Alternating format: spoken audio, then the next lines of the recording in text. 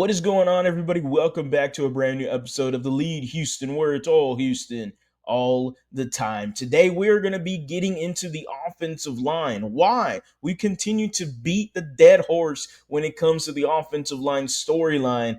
And honestly, it was continued to be beaten to death at the State of the Texans season ticket member exclusive event where I was at, as well as Ruben, as well as the H-Town Rundown. You could always check them out on their respective YouTube channels, or you could also hit that follow down there for their channels in the description below. And while you're at it, guys, go ahead and hit that subscribe button for me as well. I understand that a lot of y'all enjoy the content, so let's continue to grow together. Swarm that like button. Go down in the comment section and let it out. Go ahead and let me know, how are you actually feeling? Could be completely honest. How are you feeling about the offensive line? Because a whole bunch of y'all continued to flood the questions to Nick Caserio and D'Amico Ryans at the season ticket member event. All of y'all were asking constantly about the offensive line. It is known that there are concerns and there are worries for this offensive line. We already know the logistics. We know we got rid of Tunsil and we got rid of Kenyon Green. Shout out to getting Sadie, CJ GJ, CJ Gardner Johnson. Okay, the various nicknames he's got. Deuce, he's got so many. CD Deuce. All right, continue. So the Texans, as we know, moved on from Laramie Tunsil, moved on from Kenyon Green, got rid of Shaq Mason. They drafted Ariante Ursary. They signed Cam Robinson. Lincoln Tomlinson traded for Ed Ingram. So the Houston Texans have added a whole bunch of quantity, okay? But how much of it is quality? Is there a lot more fat to the meat, all right? Do we got a fatty piece of brisket, or do we got ourselves a lean piece of brisket? Now, let's be honest, a fatty piece of brisket is a whole lot better. But that's besides the point. The Houston Texans did add themselves a boatload of offensive linemen. It's whether or not we feel confident in it, and considering the innumerable amount of questions that we had at the State of the Texans event, it is pretty known that the fans do not feel good about the offensive line here with the Houston Texans. Now, Nick Caserio continued to go around and beat around the bush when it came to answering these questions. You could also see that he looked a little irritated by the number of questions being asked about the offensive line, and continued to just say that they kind of just, we know what we're doing, you don't. Sit down and shut up. That's what it kind of felt like to me. Nick Caserio seems like a guy that got bothered with these questions, but how can you blame the fans? The fans are continuing to worry about the O-line, and I'm sorry, Nick could say all he wants about how, we doing this and we're doing that and we feel good about the offensive line room. I'm sorry.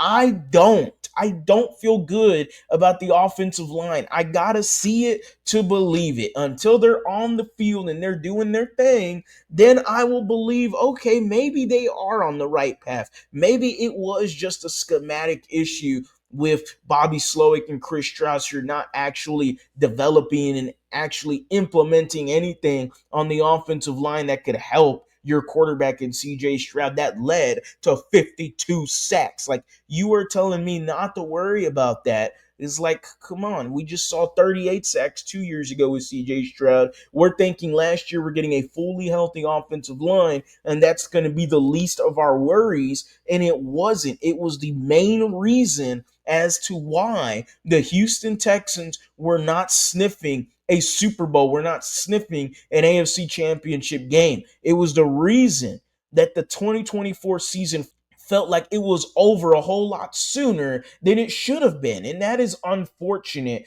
And for fans to be questioning and concerned and worried, I completely understand it. Do I believe that Nick Caley and Cole Popovich are the guys for the Houston Texans to transform this offensive line? I have faith. I have hope. I do believe, but I don't necessarily am going to be betting on the O-line to be a top 10 unit, and it's going to be tough to even for them to return to an average offensive line. But that's what you are asking for this Texans group in order for them to return to that 2023 level. 38 sacks is still a lot, but It's a whole lot better than 52. And the Houston Texans returning to that level of play, then having Joe Mixon, who wasn't there in 2023. You have a run game here in Joe Mixon, should alleviate the problems with the offensive line. You're hoping, like I've mentioned before many times, with Devin McCourty being a former New England Patriot, talking about Josh McDaniels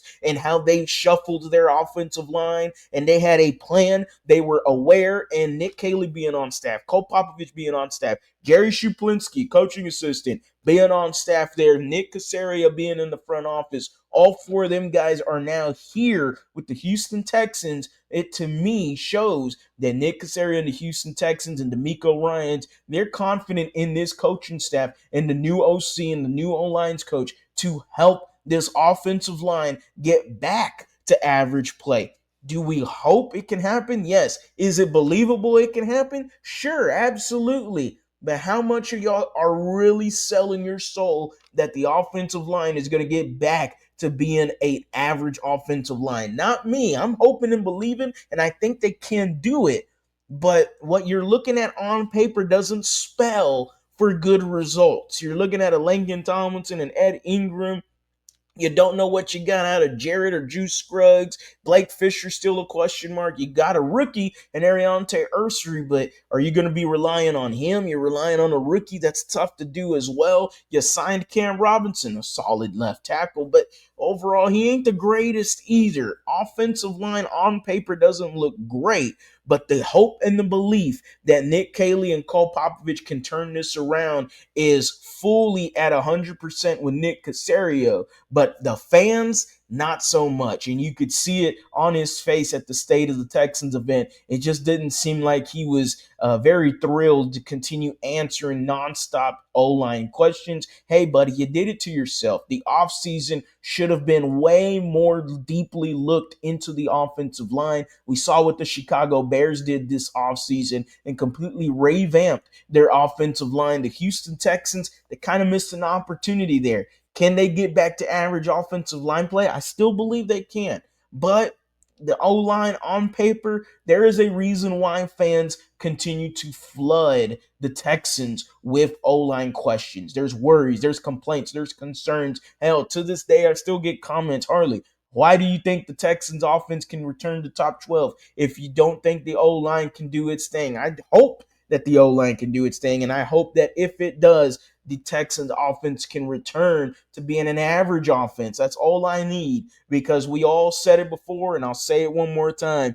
If CJ Stroud's rookie year matches up with this defense of last year, you're getting yourself an AFC Championship appearance at the very least. And if the stars align again for 2025, the Houston Texans could be sniffing an AFC Championship appearance, and Nick Caserio could look at all of us and say, I told you so. As always, guys, go Astros, go Rockets, go Texans. You have a blessed day.